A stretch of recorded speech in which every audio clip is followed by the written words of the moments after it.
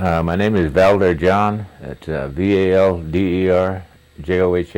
Middle name is William, and I was born in on Highway H, County Road H, near Chicago Corners, between Fish Creek and Double E. All right, give us the names of your parents and your mother's maiden name. My mother's maiden name was Webster, Naomi Webster, and my father's name was Guy John. He had no middle name that I could recall. Okay, do you remember your grandparents at all? Yes, I remember Lafayette and Jane Webster was my mother's grandparents, and I don't ever recall my father's grandparents. They left him when he was an orphan. I guess when he was young, he was about 4 years old, so I never did know them. I know their names. He was William John, and my grandmother was Constance Silas John. That's about all I know. Okay, you say you knew your mother's grandparents? Yes. Or your mother's parents, I should Mother's say. parents. Yeah. Where were they located at? They were right next door to us on where I was born on County Road H. Okay, and how big of a piece of property were they resided on? We each had 2 acres, side by side, and the acreage that we lived on, I understand, was my grandmother's mother's acreage. When she died, my father and mother took over the land. Now, do you remember your grandparents at all? Yeah, I remember my grandparents on my mother's side. spent time with Yeah, we spent time. We were like father and mother, I guess. You know, we were so close. We were there most of the time, helping my grandmother and grandfather out doing things, chores and stuff like that. What was your grandfather's occupation? He was just a farmer, and he was a cement mason. He did odd jobs and built silos and stuff like that around the country. Whenever the need came, they'd come and get him, and he'd go and do like contract work, so to speak, and finish up a job. But mainly he was just a farmer, and in those days, cutting logs and working out in the woods was their odd jobs. Whenever they needed money, they'd be hired to do that. Did you ever talk to your grandfather about his education? Yes, both my grandmother and grandfather went to Carlisle University, and I think that's where they met. I'm not sure, but they came back from there. They married after they finished there. I think my grandmother graduated, but my grandfather didn't. He quit before. The reason I remember him talking about that, he was just starting off when our famous football player Thorpe was down. Jim Thorpe was down there. He wasn't on the same team, but he was trying out. When he was a youngster when Thorpe was in there. He used to talk quite a bit about school. Was your grandfather involved in athletics then? Yes, he was. I guess he was a pretty athletic man. He was a well-built man, stout, and I recall. Now he played in athletics in Carlisle. Did he do any athletics around Oneida here? No. After that, he never went into any sports like some of the other ones. Some of my other uncles and friends did. You know, they in those days they used to go and play for $5 or $10 or whatever it was. You know, a game. They got paid by a game, and they'd travel from here to, say, like Milwaukee or way off, wherever the game was they needed. They'd travel there and be paid a couple dollars and play ball. And he didn't do that. He just What about your grandmother. Tell me about her. My grandmother, she was just a home person. She never left her house very much. She was a homebody. She just took care of the house and A lot of canning. canning and stuff like that. And and then as children we'd go over and we'd have to go to the well and get her water and make sure her stove and whatever that the reservoir was full of water and her wood, firewood, and that was our job, was keeping our grandmother happy, I guess. What was her Keeping her favorite neat. recipes that she'd cook that you liked the best? I'm not really sure. She was real proud of her her canned vegetables, and I noticed when certain people would come over to visit, if they were real had a good visitor, and she'd go give them a can of her vegetables, her canned vegetables, and that was always a sign of a really good visit that she had. She enjoyed it, when she did that. Were either one of your grandparents involved in the tribal government at all? My grandfather started to get involved, but I don't remember how deep involved he was. I remember he was at one time they were doing something about the Oneida language, and then there was tribal leaders at that time would come to his house and they'd have private meetings. We weren't as children we weren't allowed in. Whenever they had that, we had to go outside or go back home, back next door to where we lived. So we never did. Were the do you remember who these leaders were? Their names? No, not offhand.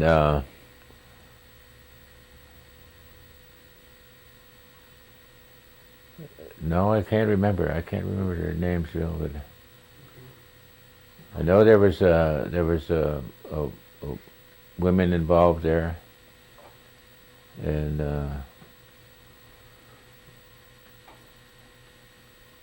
no, I can't remember the names. That's it. All right, let's talk about your mother and father now. Mhm. You see, you think they met in Carlisle? My grandmother and Oh, your grandfather. grandmother. Yeah. Okay. Uh, Tell me about your dad. What kind of occupation was he involved in? Well, that as far as I knew, he was just about like my grandfather. He was a part-time farmer, and then he'd go off with odd jobs here and there around the country, and mainly logging. That in those days was the thing, and he'd go off logging for weeks at a time, months at a time, and then he'd come back whenever that was finished. Cranberry season, they'd go up to Wisconsin Rapids and in the cranberry marshes and work. And then he'd come back, and we had a little farm, little 2 acres that we worked. And sometime we'd have milking cows and horses, animals, pigs and stuff like that to take care of. And but no real occupation that I could recall that he had, other than when the so-called the New Deal started here in Oneida. He got work on that as a painter.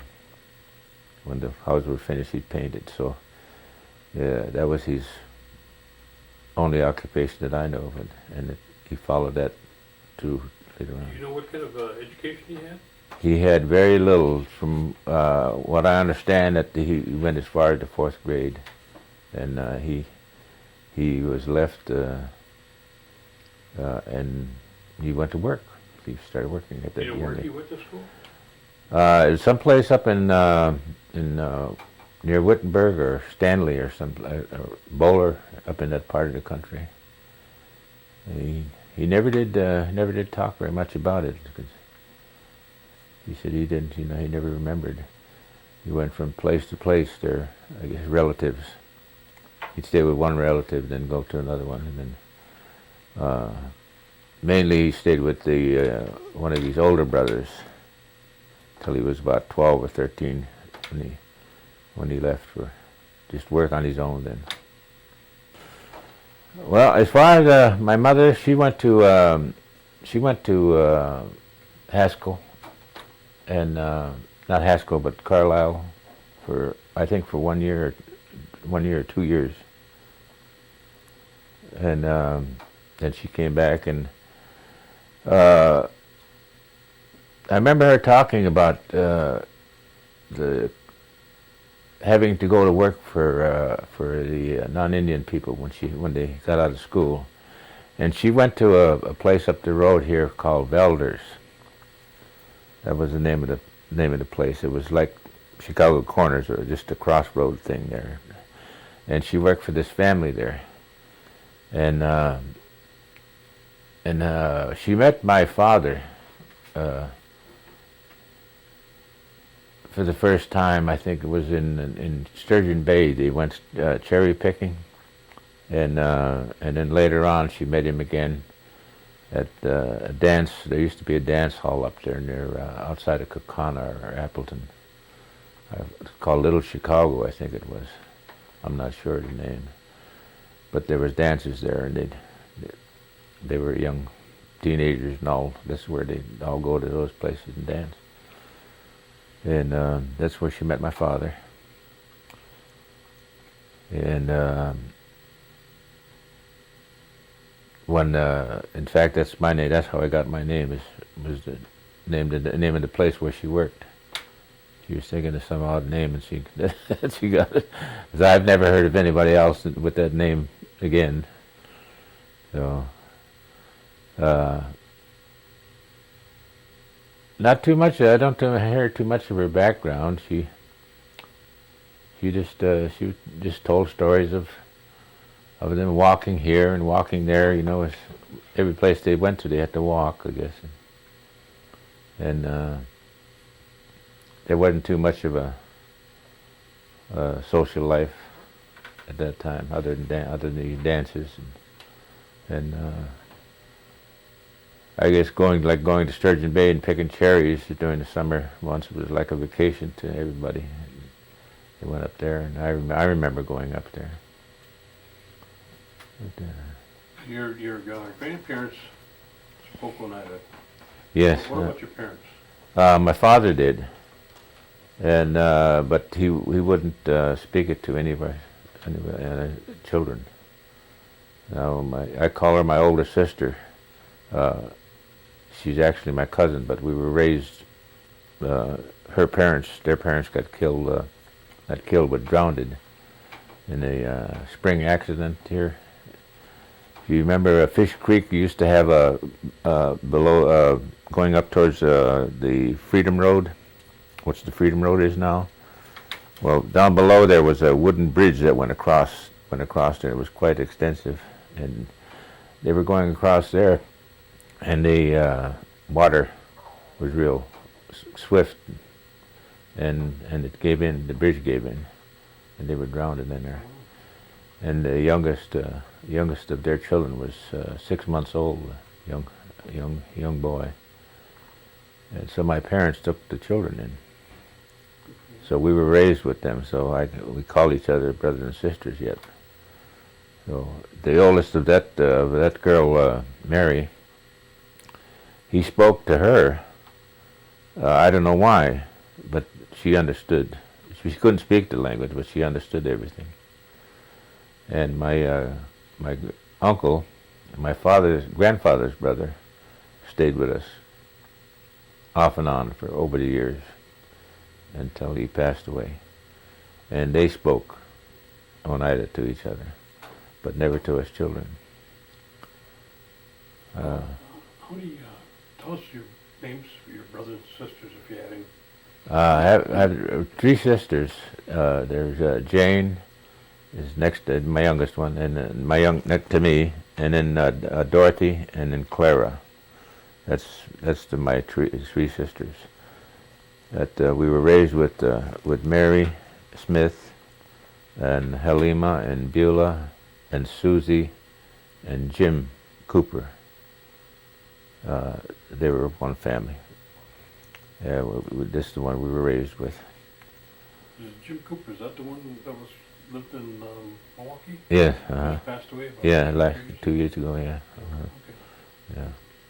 He was one of the singers down there. Yeah. Okay,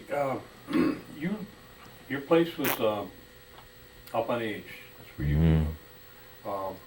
In your chores, you didn't have any lights or running water? No, we didn't.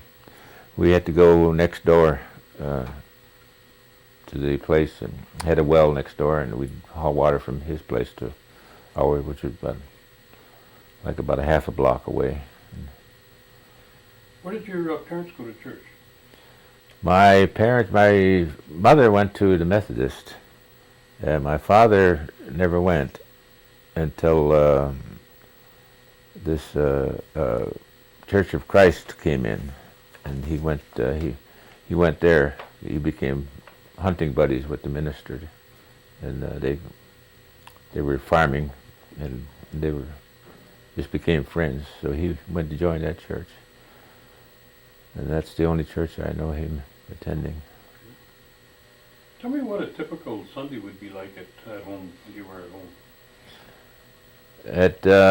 In younger days, yeah, we'd get up and we'd walk to the Methodist church. We were Methodist, and we'd go there and go to Sunday school, and then stay there for church, and then we'd come home, and either my grandmother or my mother would have a big dinner, Sunday dinner fixed, and that was our Sundays. Who was the pastor at the time? The one at Methodist was Weinberg, yeah. And Mrs. Weinberg taught Sunday school, and Tell me what Christmas was like. Christmas was a big thing for us. Then again, that was another church thing for us. We'd all go to church Christmas Eve, and we got our gifts there, and that's what we took home. And it was a big thing. We had our sing along and whatever, sometime. I don't recall any Christmas plays, but I knew we'd go there and we'd sing, and that was it. But it was always a big thing to go there and see the tree. Have a tree lit up out there, and that was our Christmas Eve. I don't recall getting too many things under the trees in those days. It was during the Depression, and it was hard times and very little gifts. Sometimes we never had a tree at home. What about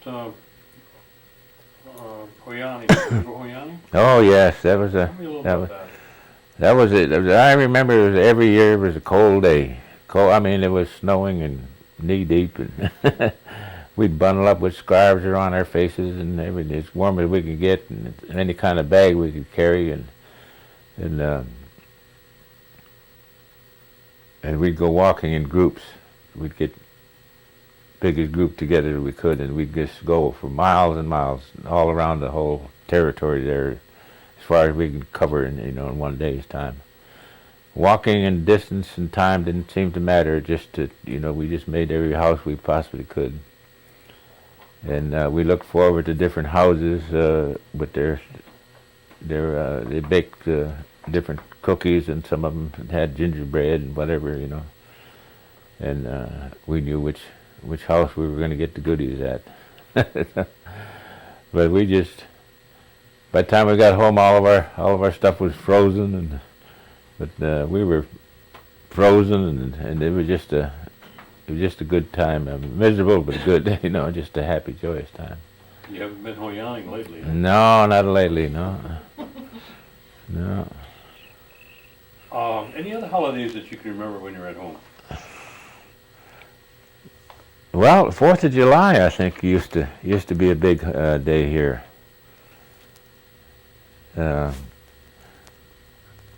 I don't remember if it was the 4th of July or what, but I remember Oneida used to have a band here, and the veterans organization was pretty big then and active, and they'd march from here. We call it down below. They'd march from here up to Vans Valley, which was the Catholic church up there in that area, and there was a baseball game. There was either a baseball game at Vans Valley or here at Firm's bar then, and it was really a big day for 4th of July.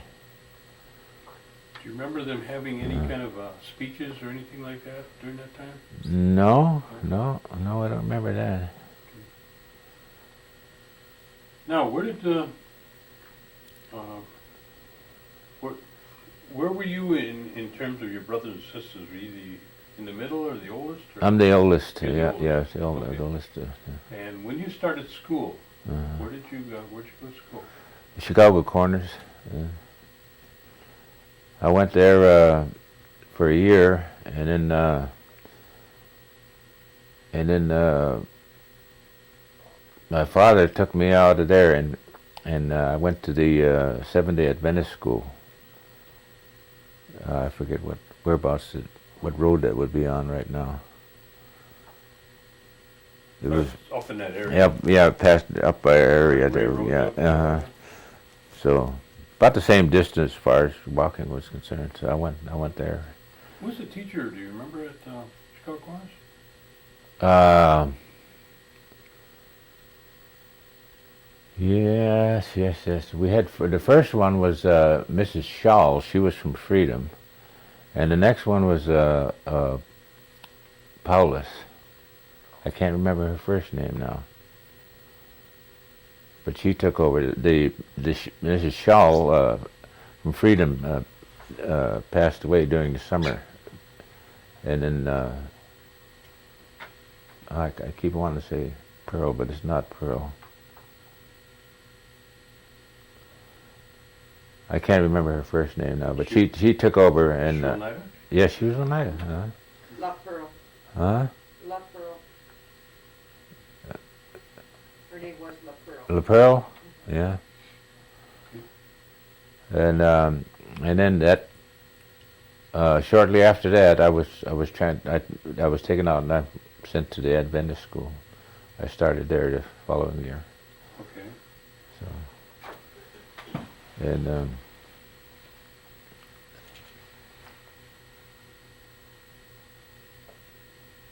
did you finish school there then? no, I'm trying to remember now how that went. I went to the Adventist school, and then we moved. I think we moved to Fond du Lac.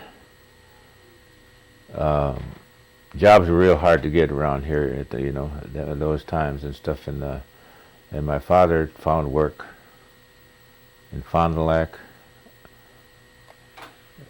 or Oshkosh it was, but we moved to Fond du Lac, I remember that.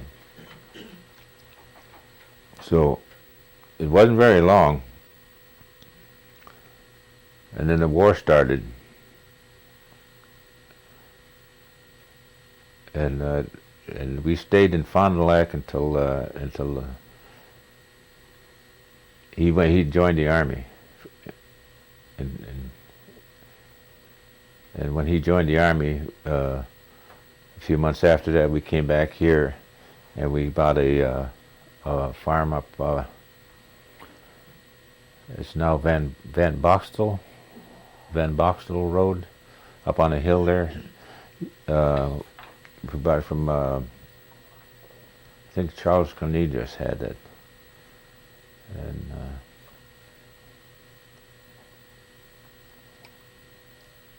there's a big house sitting up on the hill there and a big silo and stuff, I remember that. And about 40 acres of farmland. So we bought that.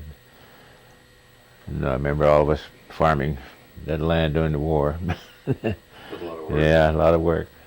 Getting into 4-H and taking all our stuff into Seymour and canning factories and stuff and whatever. Was Seymour where you did most of your trading? No, it seemed like it was De Pere. We did most of our trading in De Pere. I remember our bank was in De Pere.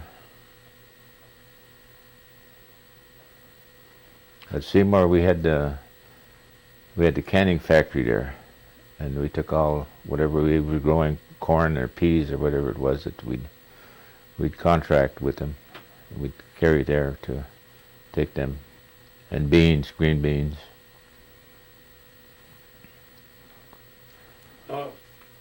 During the time, when you were younger yet, when somebody got sick, how was that handled? It's not like today. Yeah, well, we had I don't know if I think she was a government nurse. Poindexter, her name was. I can never forget her. Big, tall nurse. And she'd come around, I think, about once a month or so, or whenever she was called. And she had carried some medicine with her. And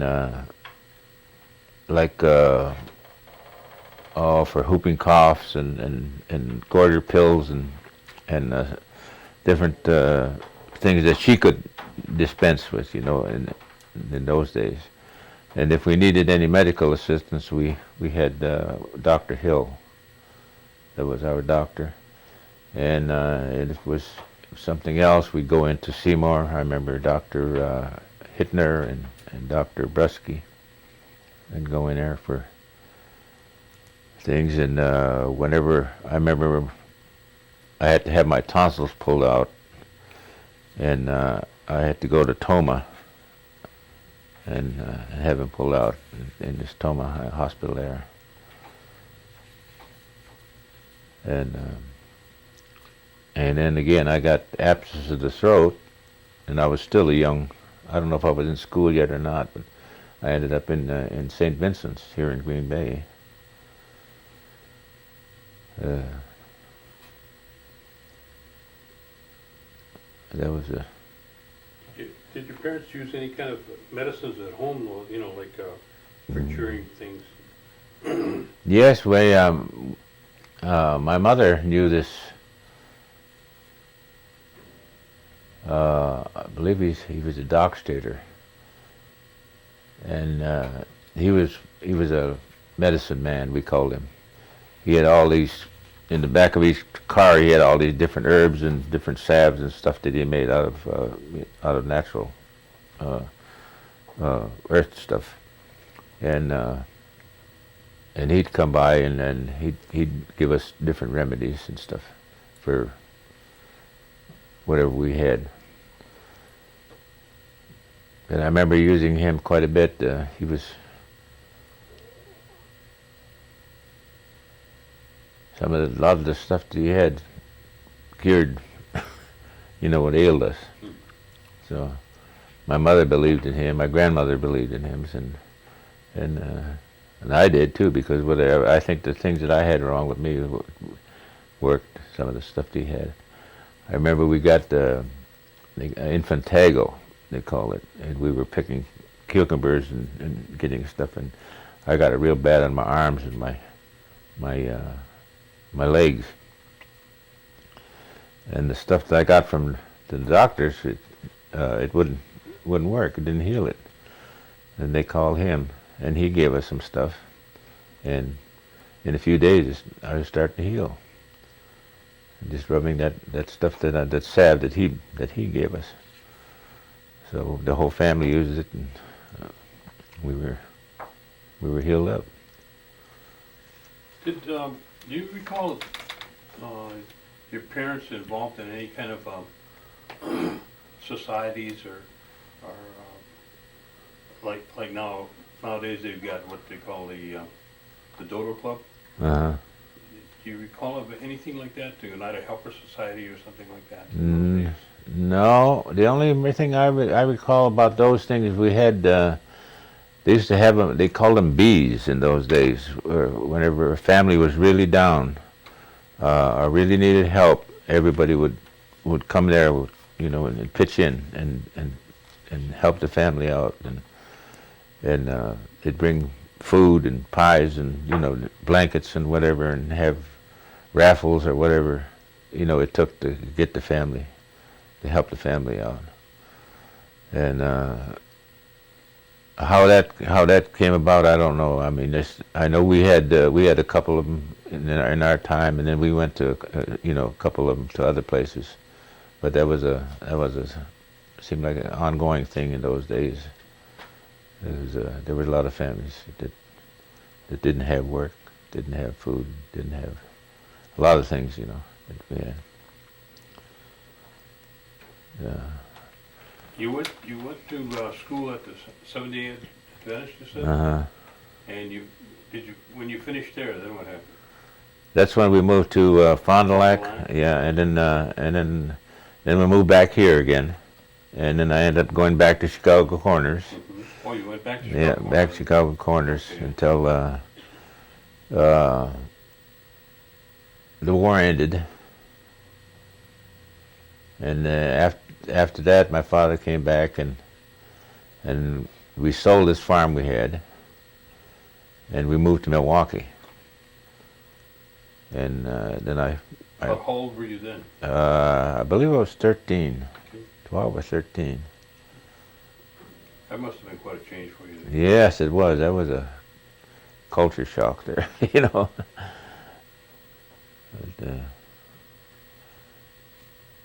that was like he said. He was in the only occupation he had was a painter, and he got a job with the city of Milwaukee,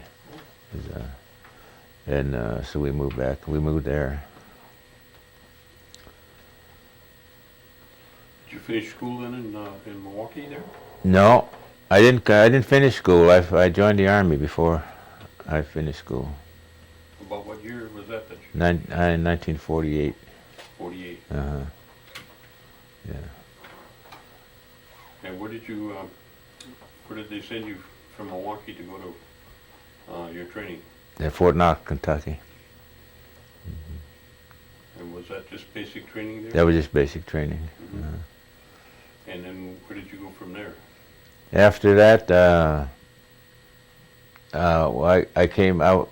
I had to come home and get a paper signed because I was too young to go overseas. So I came back, got the paper signed, and they sent me to Japan. I went to occupation in Japan. And okay, this was the occupation after the Second World War. After Second World War. And that was in 1948, Yeah, 49? 49. When I got the first part of 49, I think. And I That must stayed have there. been quite an experience at that time. Yes, it was. That was. 17, 18 years old? I was 17 when that 17? was. Yeah. That was your first time away from home? Yes. Yes. Yeah. How long did you spend in Japan then? Well, I stayed there in Japan till the Korean War broke out. And what year was that? That was in 50, 1950, Okay. and I went to Korea. You want to tell us anything about that, or?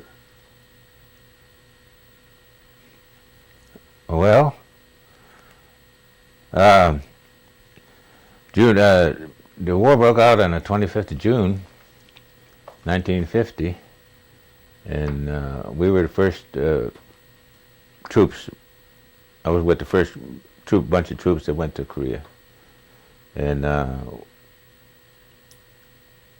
it was just they call it the first 200, I guess it was, and then later on some more came over. But we thought we were going to be there just a few days. They said, just. In fact, we didn't even pack our clothing. We left most of our stuff in Japan in our unit there, because we thought we were only going to be gone just a few days and be back. So yeah, we got over there, and the first time uh, engagement we saw with the North Koreans, they turned around and retreated. So we thought they'd go back across the 38th parallel again, and it didn't happen.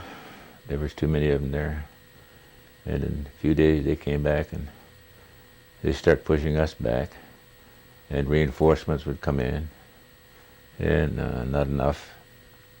So this division was the 24th Infantry Division. We're in. It was pretty well on the strength in the beginning in Japan. And never did. I don't think it ever reached full strength in Korea.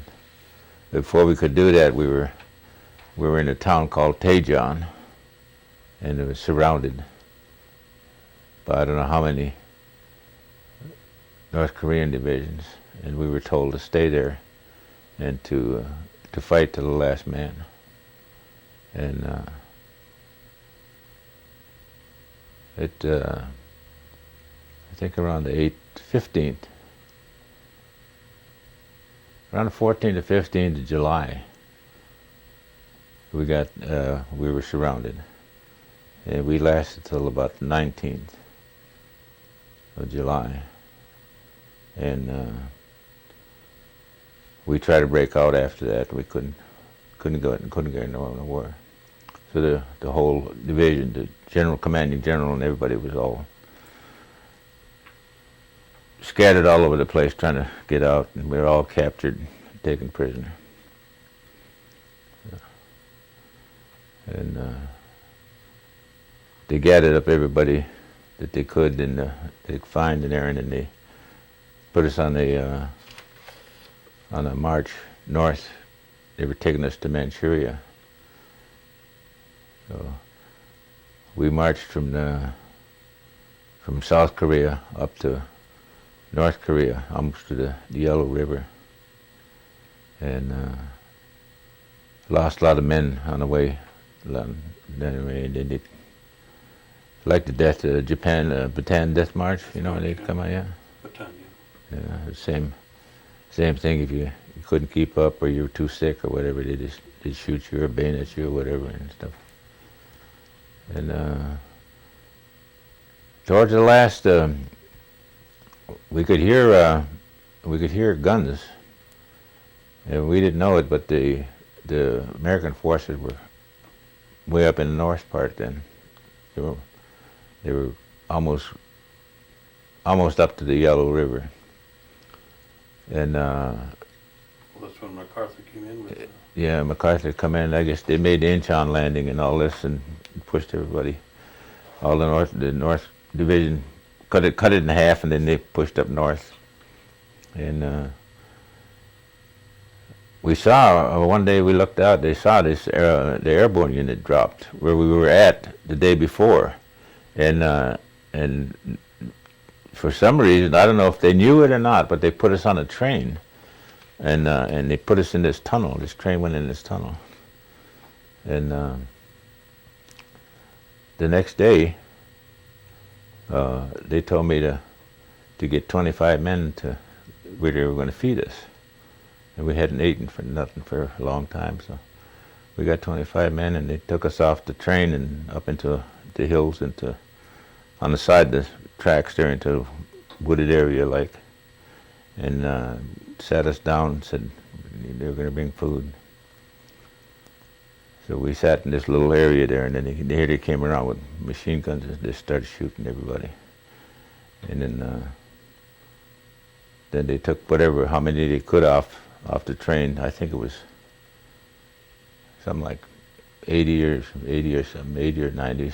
I forget what it was. They took them in groups of 20, 25, and they shot us, and then they burnt the rest of the prisoners that couldn't walk on a train. They just burnt the train up.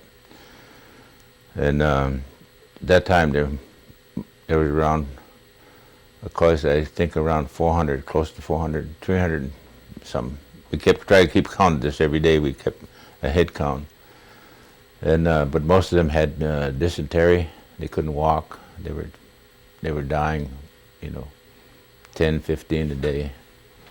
and so they just put them on these gondola cars, like, and just left them there and burnt them up. And out of the groups that they were shooting around us, there was two in my group, another man and myself that lived, and in another groups, a total of 21 of us that they found alive. When the next day after they shot us, that airborne unit found us, caught up to us and found us in there. There was, how many of you were left? 21 21. Out of how many? out of close to 400, I think. I'd say 300, right at 398 or 300, something like that. They The last pretty count. much left you for dead then? Yes, they left us for dead, and they took off, and then I don't remember what happened when I got shot. I passed out, and I woke up sometime, I guess, during the night, and I could hear moaning going on in there, and I crawled out of there from where the group we were at into a little, like a dried up river, a creek, like a ravine thing, and I crawled in there under this grass, and it was a little warmer under there. I kept warm. Then I passed back out again, and then I guess sometime during the next morning, I heard voices, and here the American troops had caught up to our area there, and they were yelling if anybody was, still alive. They were yelling hello and this and that and whatever. And so I started yelling back, and they couldn't find me. And then one guy came down and got me and pulled me out of there. And I told him where my buddy was at, so they went and got him. And that's when we found out there was 21 of us still alive yet. And they put us on helicopters and trucks and whatever else they could find there to get us out of that area. So, and took us back to that time. There was the closest place was Peking, not Peking, Pyongyang, North Korean capital. So we went back there, and there's where the first aid hospital was.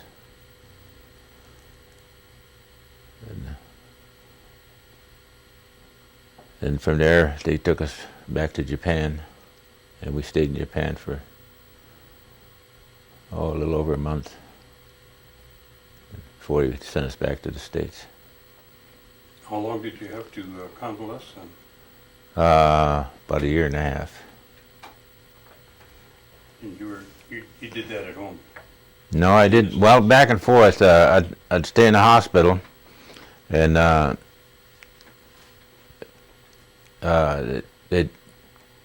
get treatment. I'd stay there so long, I forget, and then they'd send me home for like 30 days or 20 days or whatever it was to come back. Was this still down in Milwaukee? I was still in Milwaukee, then I'd go back, and then I'd stay, and then they were gonna discharge me, and I wouldn't let them discharge me. I wouldn't take a discharge. They were going to let me go the way I was. My legs and my arms were in bed. I was shot up in the legs and my arms, and they wouldn't take care of me. I said, "You're going to take care of it." So I stayed in the service. And what they call a profile, a military profile.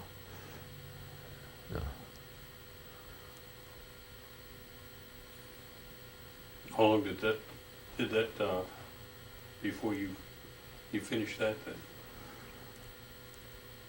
But The profile? well, I kept that all the while I was in service for 26 years.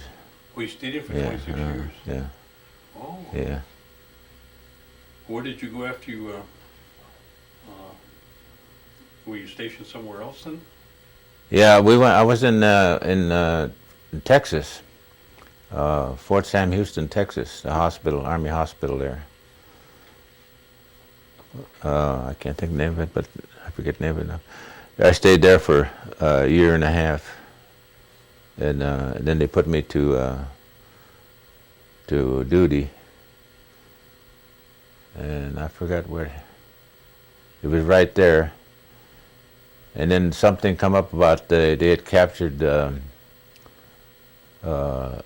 so many North Koreans, and they wanted to have a trial, war crimes trial or something or whatever it was anyway, and they wanted me to go back and look at these people, see if I knew any of these people that they were Oh, you caught. recognize, if you'd recognize Uh-huh. it. So I went back to Korea, and I stayed there. And then I think I recognized one of them. That was they were. We had these like teachers, communist teachers. That was teaching us, trying to get us to turn communists all the time. Every day. Used to call it brainwashing. Yeah, didn't they? brainwashing type thing. And, How long did you stay in Korea at that time then?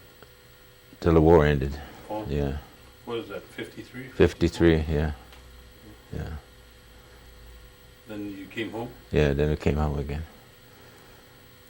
and then what were you doing at that time then? Then they sent me to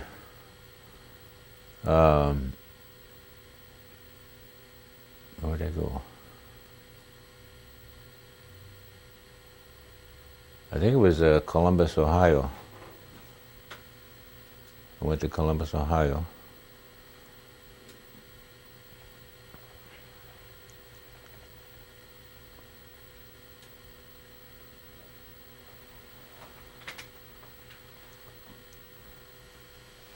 Oh, it's good. Hard to remember where I went to. When did you start your family? After I came back from Japan, I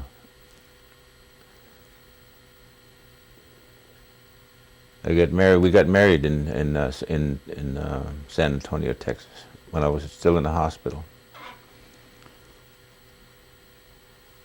And What then did you marry? she joined me in Japan in '53. What was your wife's name? Irene Hill. Her maiden name was Hill. Yep. Uh, She from around here? she was from Wisconsin Rapids That's right. and Stevens Point, mainly where she lived. I don't think she lived here.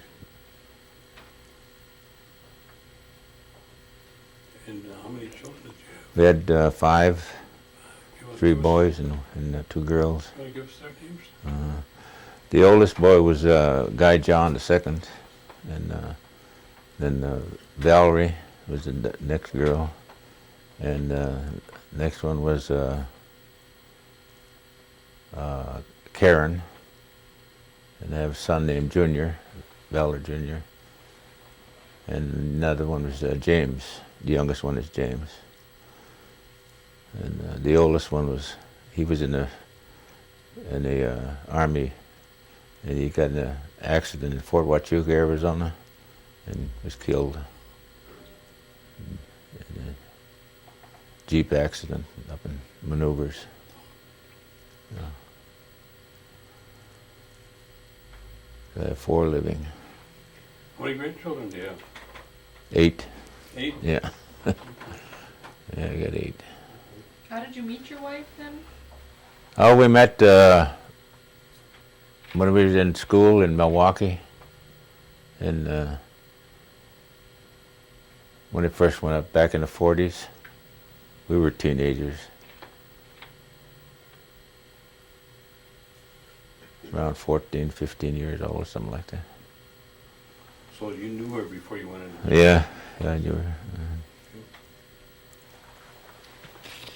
Now, you served 20, 26. 26 years. Uh-huh. What did you do once you came out? When I got out, I went to work for the state of Texas. They call it assistant plant engineer. I was worked for all the state hospitals in the state of Texas there. And then I quit that and went to where did I go? I went up to Dallas, moved from San Diego in El Paso when I lived in El Paso. And then I quit that and I went up to Dallas, and I worked for E-Systems unit. They were making this aircraft parts and missile parts for government. And then later on, we started making these mail sorting machines for all these post offices around the country and different places. And it was a automated, sort of an automated system. The work they had, all government work. And, they went out of business. They started closing down their plants.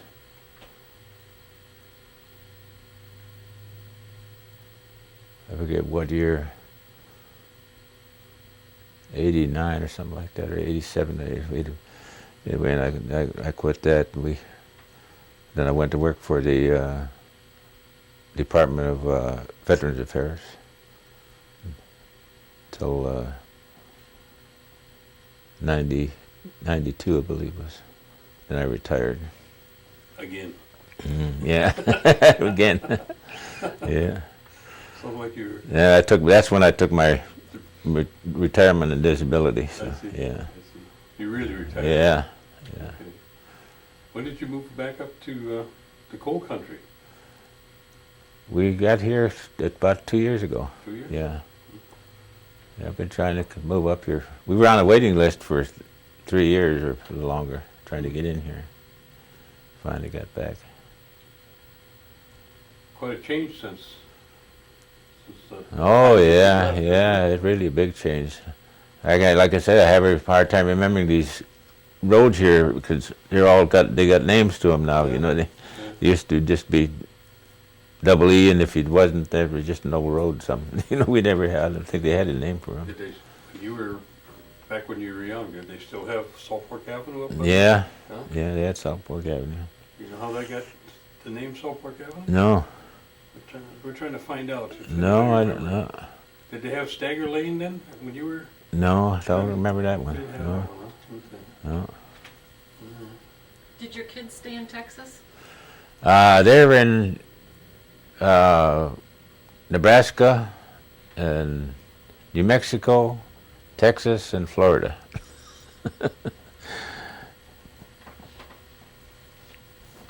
Then the oldest granddaughter, she's in Germany. My son married, her father was a retired military man too. He retired and stayed in Germany. He married a German girl. And my son married her daughter, his daughter. So once he got killed, she moved back to Germany with the little girl. So, and she remarried. He remarried a German national, but the granddaughter's still there, and she comes back and forth. Any of your other children gone into the service for a profession? No. Mm-mm. No, they did their one of the boys did these 3 years or whatever it was, and he got out. He didn't want to stay in. The oldest one, he was gonna make it a career. He was a warrant officer, and it just that freak accident happened to him. Yeah. he already had about 6 or 7 years in something like that when he got killed. Oh, a few years ago, uh, they had a ceremony at one of the powwows. And do you remember when with the Eagle staff? Uh-huh. Can you tell me about that? What that was about? Oh, that was in 86. 86? 86. I got came back here it was the first eagle feather to put on the Oneida staff here in Wisconsin, and I got the first eagle feather for that. And that was because of the Korean War thing. And there's been eagle feathers given out since that time? Yes, I don't recall how many, but there's quite a few on there now.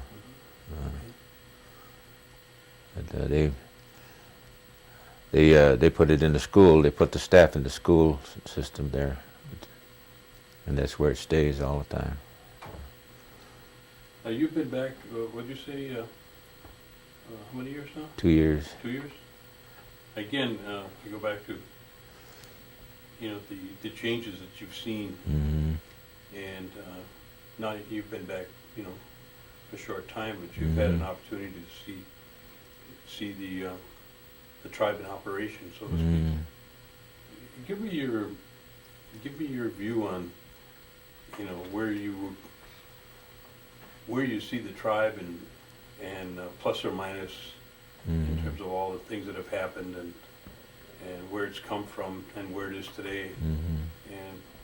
And what kind of feeling do you have about that, and what kind of recommendation would you have about these young children that we have here that are coming to try to help them on their journey? Mm-hmm. Well, one thing is, over the years, no matter where I went, I got the Gully Weezucker, but then it was the Oneida newspaper, and I was always informed of what was going on in Oneida, and I could see the growth, coming. No matter where I was, and the paper got thicker and better and wider, whatever. And another thing was that I had an opportunity to see not all the other tribes, but many of the other tribes across the country, in the South, in Arizona and Nevada and Colorado and all the southern part of the United States, up in Canada, in Washington State, and this was lately, as the tribes grew with the casino thing going and all this, and I was real proud, and still am, of the way the Oneida took their initiatives and put it to good play, to good use, to constructive use for the ongoing citizens of our people. Some of the other tribes didn't do that, and some of them are doing it, but they're not as up to date as we are with medical care, medical stuff like this. A few of them are. I noticed one tribe down in Florida, and I never could remember the name of it. It's an odd name, but they did a beautiful job with their money, schools and homes, and they even their own college, little college that they had there. And they're not much bigger than we are. They're probably, then we were 3,000 or 4,000 people, and then they're probably about the same size. That was one of the outstanding tribes that I've noticed. But others don't seem to be as up to date as we are. They don't have the foresight as we seem to have. I'm proud of that. We're looking to the future in a lot of things, in more ways than other tribes are. And the younger people, it's hard to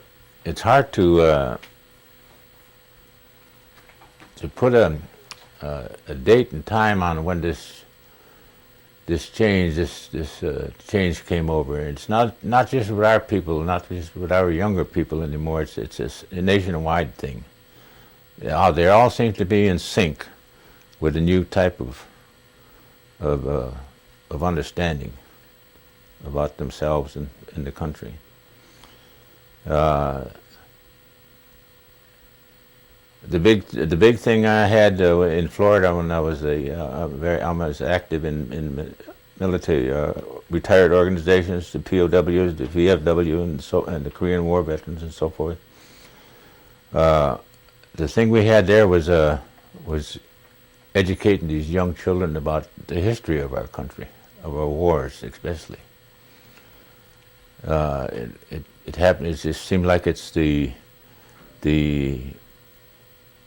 patriotism of the past is dying. You know, it's hard to get these young people motivated to do things. You know, to 4th of July, for something, it doesn't seem to be celebrated for the proper reasons anymore. And it's not just our tribal children. It's nationwide. It's nationwide. I think with the media and the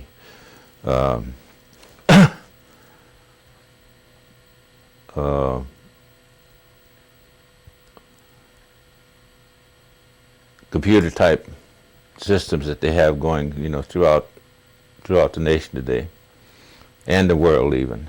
We're getting closer. Information is getting, you know,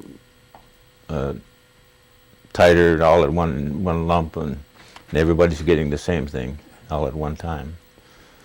That might be the problem. I don't know. That's just my opinion. You know, it's just, yeah, I know when, you know, just my own feelings when our people came back from World War II, for example. You know, these people were heroes. You know, to me, I appreciated them. I had a deep feeling for all these men. And my father came back, and uncles and whatever, people I knew here. And then we come back from Korea, and when I come back from Vietnam, you know, and there was a different feeling. Just something, I don't know what it is. It's just lost in this country. But then again, wherever I go across the country to the different powwows, again, all across, crisscross the nation, the Native Americans, the first thing they do is honor veterans. They honor the veterans, and they keep that, and I hope they continue to do that. This is something that our children should really continue and be educated in, and know why it is to be. It has to be. Someone has to get out and do the dirty work to have the freedom that they have today. Well, I want to thank you, and